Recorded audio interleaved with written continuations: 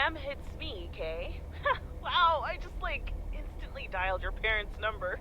Superpowers!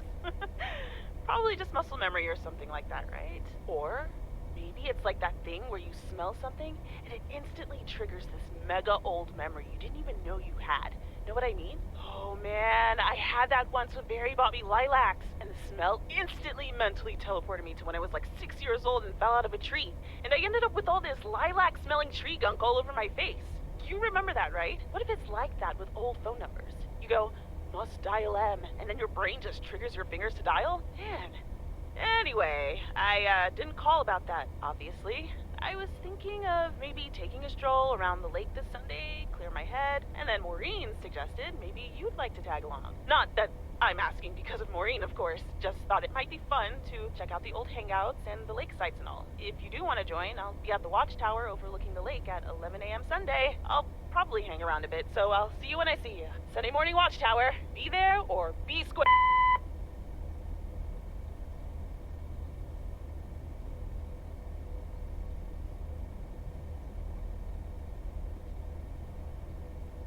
The Countess and the Carpenter? Really, Mom? Oh, well, let's give it a read. The Countess and the Carpenter. Chapter 1. A more disastrous entry to her new home was scarcely imaginable for Cecilia Schultenbrow. The left wheel of her carriage collapsed right as she entered through the gates of the magnificent Raubenstaben estate. She tumbled upside down, hurt her head, and worse, her hat was ruined. Suddenly, she heard the deep, strong voice of a young man. "Are you all right, madam?"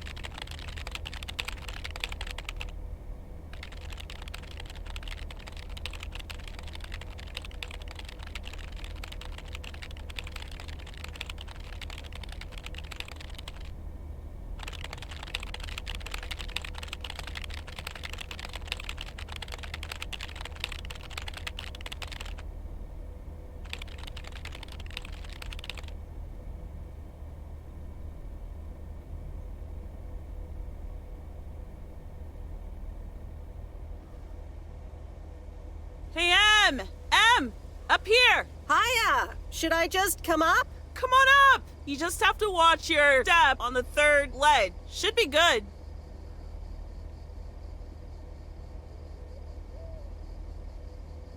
I completely got what you just said, and I'm coming up.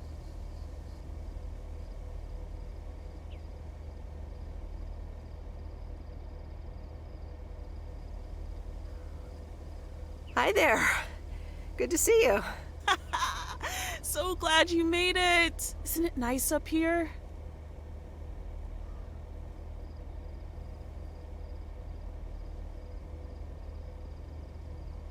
Sure is. Oh, that view. Gets me every time. Sounds like you're starting to remember what's great about PO.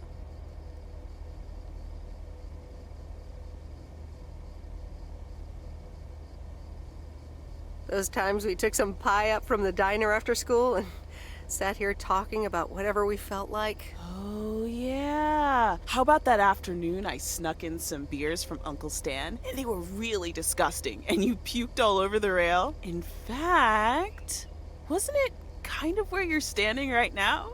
Oh my gosh, it totally was.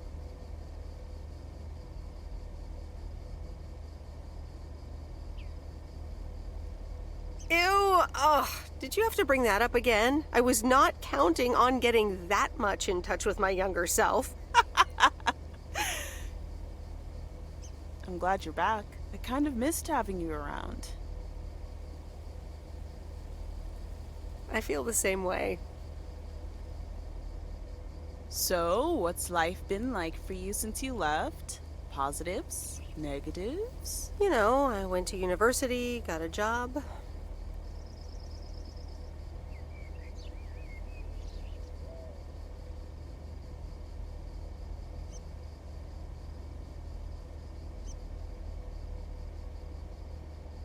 basically worked my butt off the entire time. That's both positive and negative, I guess. Oof.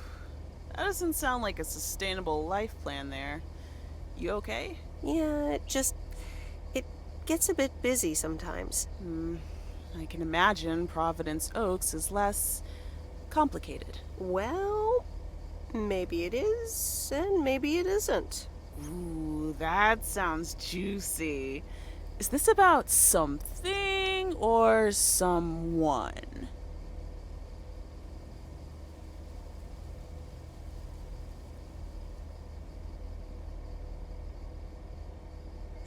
I'm glad we can have these adult conversations now. Ooh, there she goes with the crazy eyes. M still stands for mind your own beeswax, I see. All right. I'm backing off.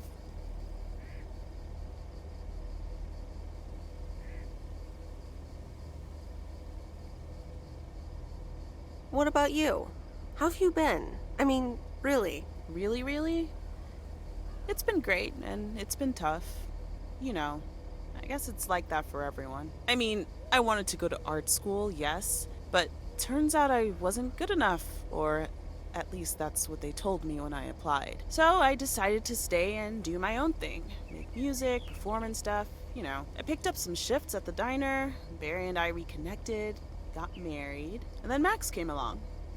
You haven't met him yet, have you? He turns 13 in a few months.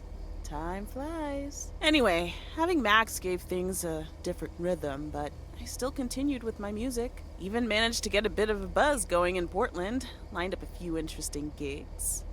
Tough to balance, but fun.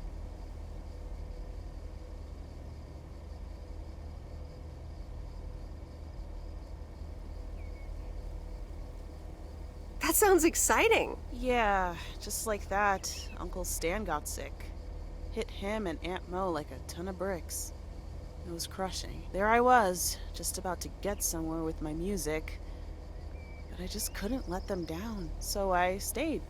Helped out nursing Uncle Stan, picked up his shifts at the diner.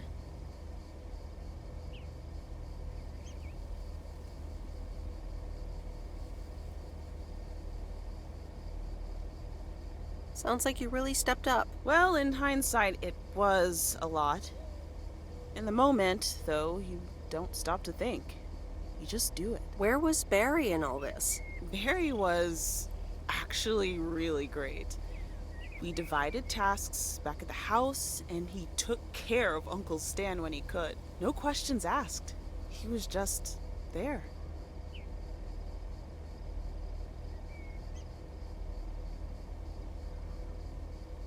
Do you ever feel stuck? Well, Mo has offered a couple of times to put my name above the door at the diner. Up until now, it felt like too much.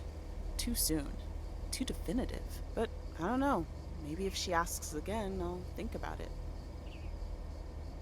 The way things ended up, it may not have been part of my master plan. But I got to spend some of the most precious moments of my life with the most precious people I know. Got to say goodbye to Uncle Stan and be there for Mo. He basically raised me. I'm grateful I got to do that for them. And I built a family of my own, right here in good old P.O. And one day, those kids will hurl all over this rail, just like we did.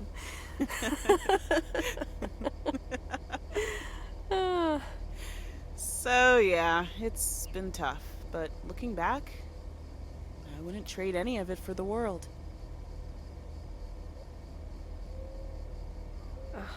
That's so great, Kay. I'm glad at least one of us grew up to be a well-rounded individual. Is there a manual I can borrow? Well, after you left, I had to raise myself, didn't I? So, ready to descend to the world below? Nah, I think I'll stick around. Enjoy the view some more. The view from the top of the ivory tower. Be careful not to get too used to it, young lady. Kay? Thanks for the invite. I'm glad I came by. Just try to cut down the word count on the answering machine next time, would you? Oh, you better buy yourself some new tapes for your machine, Weiss. Just kidding. You know how I get when I get nervous. Thanks for joining, Em. This was good.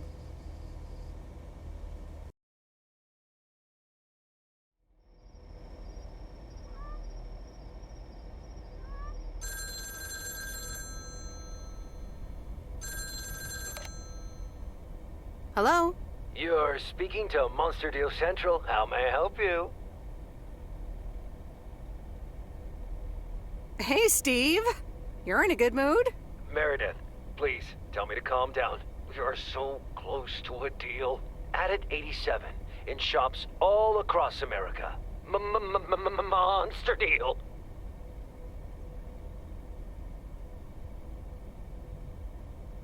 Oh, wow, that is so awesome. Tell me more. Okay. I met up with this big retailer, right? They read our great pitch. They loved it, and they want to buy 250,000 copies of Added 87. 250,000.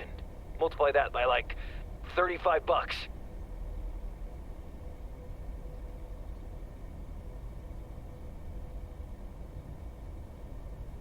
What? That's millions of dollars of revenue. Millions, and it's just the start. Listen, I've got the contract right here. I'm sending over a copy. You should have it tomorrow. Please, check, double check it right away. I want your blessings before I sign on the dotted line, okay? Gotcha, Steve. Don't worry about it. Awesome. I'll be in touch again Tuesday evening.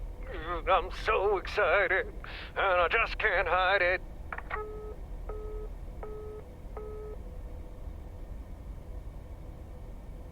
It's official.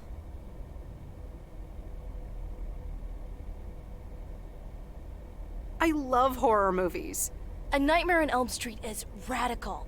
It was amazing. Thank you for watching with me, Miss W.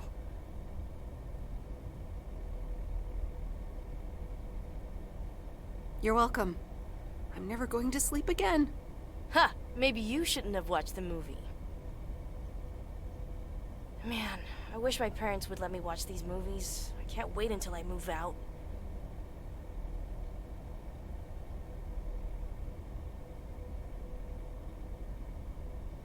Move out? Aren't you 15 years old or something? Almost 16, and yeah, don't get me wrong, I love tinkering and I love working in my father's shop, but it's just so boring sometimes.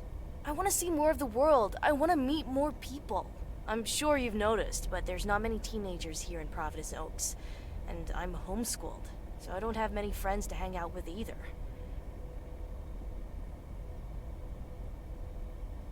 But what do you want to do after school then? I don't know. My parents want me to work in Dad's shop, but I don't think I want that. And you left when you were younger, so I figured maybe you had some advice for me? Oh, well, maybe. I think...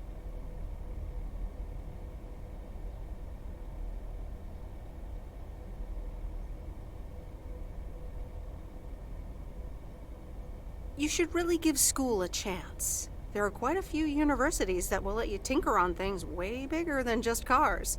That sounds amazing. But a homeschooler like me?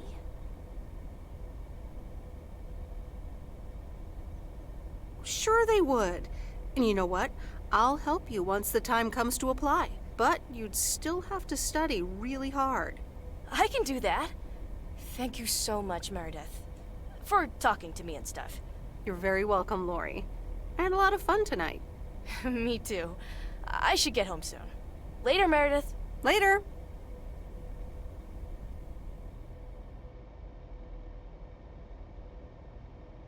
Oh, Steve's parcel. And another note from Tess. Hey, Em, here are Steve's contracts. I bet you're in the mood for some light reading. And now without sarcasm, really. I must admit the energy here is contagious. Is Addit actually going to take off? See you soon. Tess. Good morning, Miss Weiss. Good morning, sir. I didn't see you there. The name's Walter Morgan. I'm with the Postal Service. I left you a message on your answering machine earlier this week.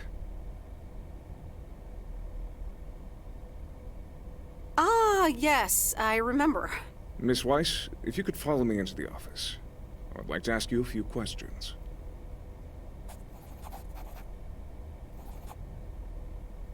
Are you familiar with the Postal Service policies? To be honest, no. It says in Chapter 11, Section 3, first paragraph, and I'll paraphrase, It is forbidden to use Postal Service property for personal gain.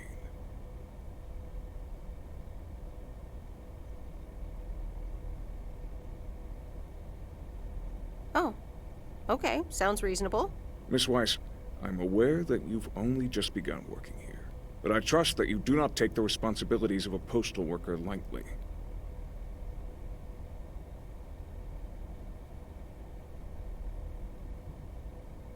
If you look up the definition of integrity, it has my picture next to it. The Postal Service puts its employees under the highest level of scrutiny. I advise you to answer the following 3 questions truthfully. A yes or no will suffice. Do you know Frank Coleman? Yes? Have you ever given him envelopes or received envelopes from him that weren't postmarked? Yes. Are you aware that Frank Coleman wages bets on baseball games? No. That will be all. Thank you for your cooperation. You're welcome.